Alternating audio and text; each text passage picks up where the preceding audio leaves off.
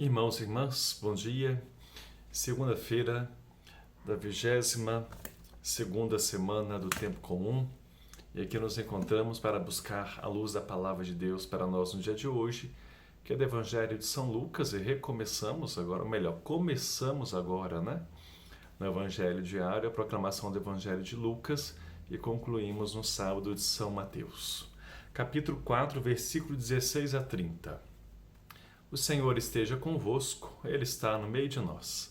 Proclamação do Evangelho de Jesus Cristo segundo Lucas.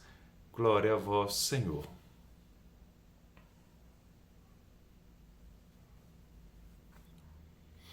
Foi então a Nazaré, onde se tinha criado.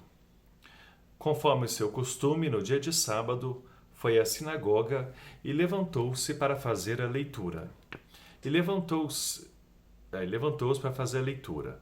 Deram-lhe o livro do profeta Isaías. Abrindo o livro, encontrou o lugar onde está escrito: O Espírito do Senhor está sobre mim, pois ele me ungiu, para anunciar a boa nova aos pobres. Enviou-me para proclamar a libertação aos presos e aos cegos a recuperação da vista, para dar liberdade aos oprimidos e proclamar um ano aceito da parte do Senhor. Depois fechou o livro, entregou-o ao ajudante e sentou-se. Os olhos de todos na sinagoga estavam fixos nele. Então começou a dizer-lhes: Hoje se cumpriu essa passagem da Escritura que acabaste de ouvir. Todos testemunhavam a favor dele, maravilhados com palavras cheias de graça que saíam de sua boca, e perguntavam: Não é este o filho de José? Ele, porém, dizia: Sem dúvida, me citareis o provérbio: Médico, cura-te a ti mesmo. Tudo que ouvimos dizer que fizeste em Cafarnaum, faze também aqui na tua terra. E acrescentou: Em verdade vos digo que nenhum profeta é aceito na sua própria terra. Ora, a verdade é esta que vos digo: no tempo do profeta Elias, quando não choveu durante 3 anos e 6 meses, e uma grande fome atingiu toda a região, havia muitas viúvas em Israel. No entanto, a nenhuma delas foi enviado o profeta Elias, senão a uma viúva em Sarepta, na Sidônia. E no tempo do profeta Eliseu, havia muitos leprosos em Israel, mas nenhum deles foi curado, senão Naamã, o sírio. Ao ouvirem essas palavras na sinagoga, todos ficaram furiosos. Levantaram-se e o expulsaram da cidade. Levaram-no para o alto do morro sobre o qual a cidade estava construída, com a intenção de empurrá-lo para o precipício. Jesus, porém, passando pelo meio deles, continuou o seu caminho. Palavra da salvação. Glória a vós, Senhor. Então, neste texto, Jesus, de retorno para a sua cidade, onde foi criado, na sua infância, Nazaré, vai num dia de sábado, ou seja, no dia de ir ao templo sagrado, o dia do Senhor para os judeus.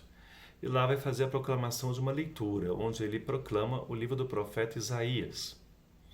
E neste anúncio, ali é anunciado, é proclamado para o povo a grande libertação tão sonhada pelo povo judeu, na época do profeta Isaías, que estava se reconstruindo depois de tantos anos vivendo como cativo na Babilônia, mas que agora se encontrava livre, mas precisava se reconstruir enquanto povo, reconstruir suas cidades e tudo mais.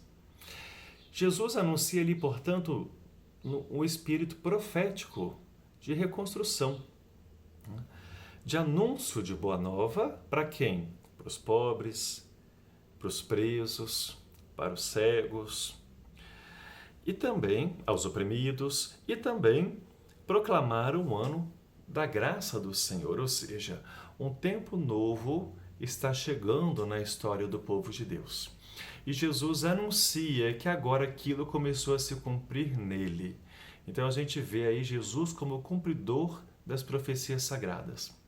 O espírito profético de Isaías está em Jesus, que curiosamente, na época de Jesus, o povo judeu vivia situação muito semelhante da época do profeta Isaías. Só que agora o povo judeu estava escravizado pelo Império Romano. Habitava em suas casas e suas terras, mas havia uma escravidão política, havia uma exploração econômica, havia muitos pobres, havia muitos necessitados, havia muitas pessoas que eram levadas prisioneiras porque não tinham como pagar os altos impostos para o império. Então Jesus vem anunciar isto, essa boa nova. Então a vida de Jesus, a presença de Jesus é uma boa nova para nós, irmãos e irmãs. E é onde Jesus anuncia que essa boa nova vem para todas as pessoas. Não é exclusiva de ninguém, como os judeus se autoproclamavam um povo privilegiado. Então Jesus deixa claro que a sua missão é para todos. Tanto é que Jesus dá 2 exemplos envolvendo o profeta Elias e o profeta Eliseu, 2 grandes profetas na história judaica, em que, num tempo de grande fome no meio do povo judeu e no meio de muitos casos de lepra também no povo judeu, Elias e Eliseu foram enviados por quem? Da parte de Deus? Para uma viúva que não era judia, no caso da fome, no período da fome, e para um sírio, ou seja, um leproso que não era judeu, para que a obra de Deus acontecesse neles. Então Jesus está apresentando no início da sua missão, no meio dos judeus, aquilo que Deus já estava fazendo há séculos na história e que o povo não estava compreendendo, que o povo rejeitava, né? Considerava-se um povo privilegiado, que não fosse sua raça, era um povo marginalizado.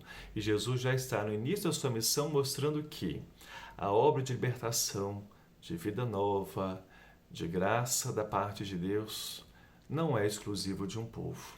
É para todas as pessoas. E aí o que é que acontece?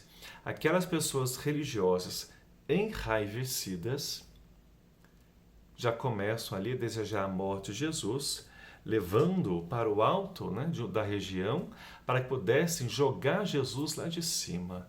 E aí a gente percebe o coração dessas pessoas, pessoas que se diziam de fé, pessoas que estavam dentro de um templo religioso, com o coração cheio de ódio, tramando, ou melhor, já desejando, a morte daquele homem. Só que Jesus não se deixa afetar por isso tudo. Sai do meio das pessoas e continua sua missão. Olha o agir de Deus e olha o agir das pessoas que se dizem religiosas. Ódio que desejam a morte do enviado de Deus. Irmãos e irmãs, nós no Brasil estamos vivendo tempos muito difíceis. Muitos cristãos estão sendo movidos por ódio para matar, para eliminar o diferente, para querer ter arma na mão para matar quem incomoda. Devemos olhar como está o coração de nós cristãos, discípulos de Jesus, porque Jesus não se deixou mover pelo ódio, Jesus se deixou mover pelo amor.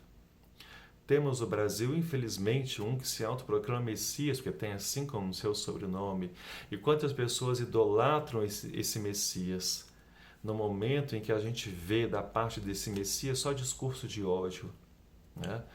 Queremos oferecer armas ao ponto que o cuidado da vida a gente não vê da parte desse Messias brasileiro. Quanta gente passando fome, a gente não vê proposta de governo para isso. Quanta gente morrendo por causa da pandemia, a gente não vê proposta para isso. E quantas pessoas idolatram esse Messias. O Messias verdadeiro, irmãos e irmãs, continua sendo rejeitado por muitos hoje em dia, inclusive em nome de Deus. Porque é em nome de Deus que se pede intervenção militar, que se quer a liberação das armas. E o que Jesus faz?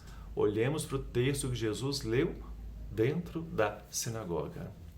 É aquele que veio proclamar um ano da graça do Senhor, da libertação, da dignidade da vida, do cuidado com a vida humana.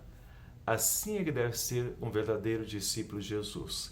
É assim que os nossos bispos no Brasil e é assim que o nosso Papa tem tido tanto cuidado, quando nos seus documentos, nas suas orientações, nos temas da campanha da fraternidade, nos pede que estudemos e façamos como Jesus. Que sejamos semeadores do amor, da paz, do bem. Que sejamos cuidadores da vida humana e do planeta, que é dom de Deus para nós. E quantos cristãos rejeitam isto? Porque estão com o coração cheio de ódio e não reconhecem mais o Messias enviado por Deus na pessoa de nosso Senhor Jesus Cristo. Então abramos os nossos olhos e busquemos viver a nossa fé no Espírito de Jesus, como a palavra de Deus hoje é tão clara, porque apresenta de um lado o Espírito de Jesus e do outro lado o Espírito das pessoas ditas religiosas. De que lado nós estamos? Fica essa reflexão para nós.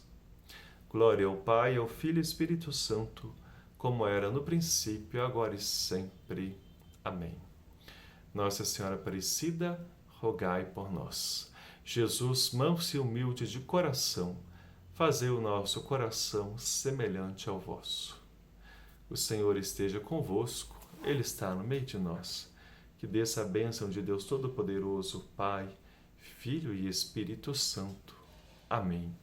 Um abraço fraterno, uma boa segunda-feira para você.